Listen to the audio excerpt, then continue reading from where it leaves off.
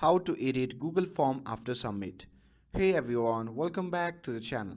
In today's video, I'll show you how to enable response editing in Google Forms after submission. It's quick and easy process, so without further ado, let's get started.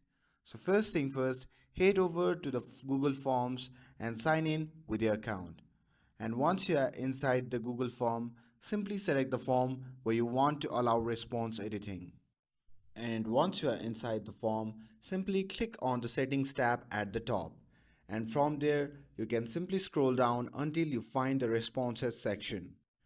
Once you found that, simply click on it and under the responses, look for the option labeled allow response editing and simply toggle it on. And now let's test it out. So to test it out, simply share the form link and open it in a new tab. And once you have opened the form in the new tab, simply fill up the form and click on submit. And after submitting, you should see the option to edit your response. And that's it. That's how you can enable response editing in Google Forms after submission.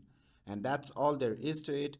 With this, if you found this video helpful, then don't forget to like, share and subscribe to get updated for more videos. Thanks for watching and I'll see you in the next video.